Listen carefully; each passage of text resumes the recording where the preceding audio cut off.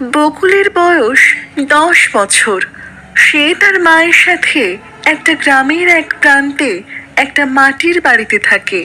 সারাদিন লোকের বাড়িতে এবং মাঠে ঘাটে কাজ করে বকুলের মা লক্ষ্মী সংসারের সব খরচ এবং বকুলের আবদার মেটায়। বকুল বাড়ির সব কাজকর্মই জানতো, তাই সে মায়ের হাতে হাতে মাকে সাহায্য করার চেষ্টা করত। একদিন সকালে প্রতিদিনের মতোই বকুল যখন ঘুমাচ্ছিল, তখন বকুলের মা তার ঘুম না ভাঙিয়ে কাজে চলে যায়। মেয়েটা ঘুমাচ্ছে, ঘুমাক, ওকে আর ডাকবো না, আমি কাজে চলে যাই। বকুল ঘুম ভেঙে দেখলো তার মা তার পাশে নেই।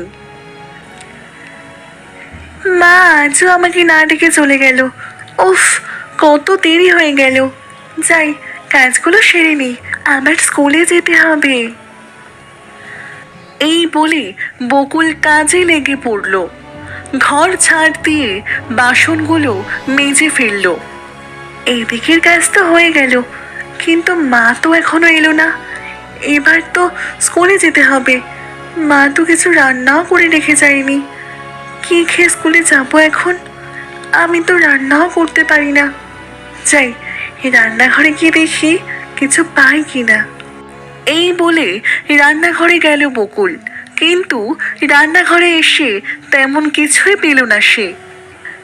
না, কিছু তো খাবার নেই। আজকের দিনটা না হয় খালি পেটেই স্কুলে চলে যাই।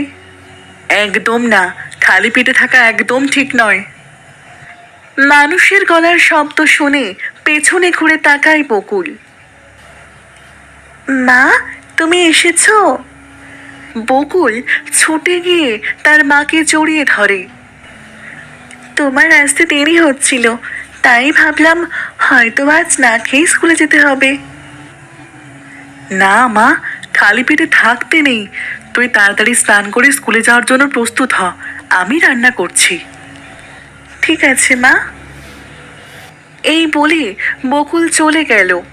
বকুলের মা লক্ষ্মী ভাত রান্নার ব্যবস্থা করতে লাগলো, কিন্তু ভাত রান্না করতে গিয়ে লক্ষ্মী দেখলো চালের কৌটাতে এক মুঠো চাল রয়েছে। এ কি, মাত্র এ কটা চাল? এতে কি মেয়ের পেট ভরবে? আলুও তো নেই, কি করি এখন? কি আর করব, কটা শাক পাতা দিয়ে এই কটা চালই রান্না করে দিই। কাল থেকে অন্য কোনো কাজ খুঁজতে হবে, যাতে দুটো পয়সা একটু বেশি রোজগার করতে পারি। আমি না হয় খালি পেটে থাকলাম, কিন্তু মেয়েটাকে তো পেট ভরে খাওয়াতে হবে। তার উপর মেয়েটাকে পড়াশোনা করছে কিনা দেখতে হবে, মেয়েটাকে পড়িয়ে বড় করতে হবে। এই সমস্ত চিন্তা করতে করতে লক্ষ্মী রান্না চাপিয়ে দেয়। বেশি কিছু রান্না করতে পারিনি রে মা, আজ এই দিয়ে খেয়ে নে, কাল ভালো কিছু রান্না করে দেব। ঠিক আছে মা, কোনো ব্যাপার না, আমার এতেই চলবে। কিন্তু তোমার জন্য ভাত রেখেছো তো, নাকি সবটুকু আমাকে দিয়ে দিয়েছো? ভাত আমার জন্য? হ্যাঁ হ্যাঁ হ্যাঁ, আছে, আমার জন্য ভাত আছে, আমার জন্য রাখা আছে। তুই খেয়ে নে, তাড়াতাড়ি খেয়ে নে, তোর আবার স্কুলে যেতে দেরি হয়ে যাবে। তুমি সত্যি বলছো না মা? কি লুকাতে চাইছো আমার থেকে? কি লুকাবো? না না, কিছু লুকাচ্ছি না তো, তুই তাড়াতাড়ি খেয়ে নে। তোমার জন্য ভাত রাখোনি, তাই না মা? বাড়িতে এ কটাই চাল ছিল রে মা, তাই। বকুল থালার ভাতটা দুভাগ করলো, তারপর বলল, এই দিকটা আমি খাবো আর ওই দিকটা তুমি খাবে। না না, এই কটা ভাতে তোর পেট ভরবে না, তুই খেলেই আমার খাওয়া হয়ে যাবে। তুই খা মা। না, তুমি না খেলে আমি খাবো না, এই নাও খাও। এই বলে বকুল তার মাকে খাইয়ে দিল। লক্ষ্মীর চোখ বেয়ে নোনা জল গড়িয়ে পড়তে থাকলো। এরপর বকুল স্কুলে চলে গেল। কয়েকদিন পর একটু বেশি টাকা রোজগারের জন্য লক্ষ্মী একটা ইট ভাটাতে ইট বইবার কাজ নিল। মাথায় করে ইট বওয়া বেশ পরিশ্রমের কাজ, কিন্তু লক্ষ্মী ভাবল এভাবেই দিন কাটতে লাগলো। কিন্তু একদিন মাথায় করে ইট বইতে গিয়ে কঠোর সূর্যের তাপ সহ্য করতে না পেরে মাথা ঘুরে গেল লক্ষ্মীর। মাথায় ইট বোঝাই থাকায় সেই ইট পায়ে পড়ে পায়ের আঙুল থেতলে গেল। কয়েকজন লোক তাকে ধরে বাড়িতে পৌঁছে দিয়ে গেল। এ কি মা, তোমার কি হয়েছে? তোমার এই অবস্থা কি করে হলো? ইট ভাটায় ইট বইতে গিয়ে তোমার মায়ের মাথা ঘুরে গেছিল, সেই থেকে পায়ে চোট পেয়েছে। আপনাদেরকে অনেক ধন্যবাদ আমার মাকে বাড়ি পৌঁছে দেওয়ার জন্য। পায়ের চোটটা খুবই গুরুতর। আমি ওষুধ লাগিয়ে ব্যান্ডেজ করে দিয়েছি, কিন্তু এখন পুরোপুরি বিশ্রামে থাকতে হবে যতক্ষণ না পায়ের ক্ষত সারছে। কোনো রকম নড়াচড়া কাজকর্ম কিছুই করা চলবে না কিন্তু। ডাক্তারের এই কথা শোনার পর বকুল তার মাকে বিছানা থেকে নামতেই দেয় না। সে সব কাজ নিজেই করে। বাড়ির সামনের রাস্তা দিয়ে একজন গোয়ালা যাচ্ছিল। সে অনেকটা এগিয়ে গিয়েছিল। দুধ নেবে? দুধ, তাজা দুধ। মায়ের এখন যা শরীরের অবস্থা, তাতে দুধ খেলে মায়ের শরীরে একটু শক্তি হবে, কিন্তু আমার কাছে তো টাকা নেই। গোয়ালা কি করে দুধ দেবে? একবার বলে দেখি। ও কাকু, একটু দাঁড়াও। হ্যাঁ মা, আমাকে ডাকছো? হ্যাঁ কাকু, আমার মা খুব অসুস্থ, একটু দুধ দাও না, মাকে খাওয়াবো।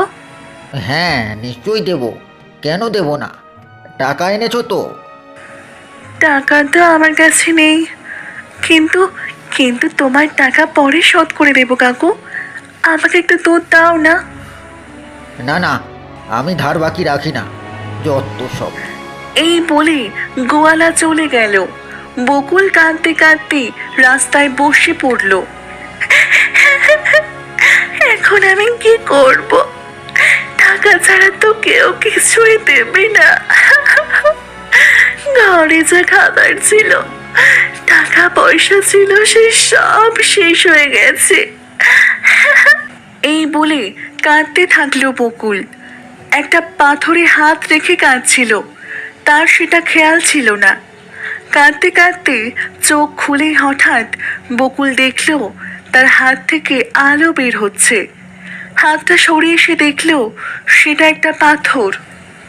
আরে, এটা কি? এটা তো একটা পাথর, তাহলে এটা থেকে আলো বেরোচ্ছিল কি করে? পাথরটা হাতে তুলে সে দেখল পরক্ষণে রাস্তায় পড়ে থাকা বাটিটার দিকে তাকিয়ে সে অবাক হয়ে গেল। বাটিটা দুধে পূর্ণ। আরে, বাটিতে দুধ কোত্থেকে এলো? তাহলে কি এই পাথরে কোনো জাদু আছে? সে পাথরটা নিয়ে বাড়ির ভেতরে গেল। দেখো না, একটা পাথর পেয়েছি। কই দেখি।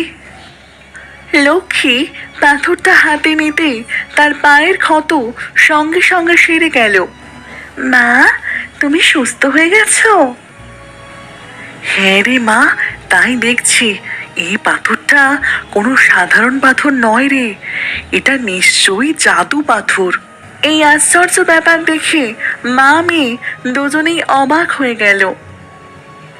এরপর সেই জাদু পাথরের আশীর্বাদে বকুলদের আর কোনো অভাব রইল না। তারা সুখে শান্তিতে দিন কাটাতে লাগলো।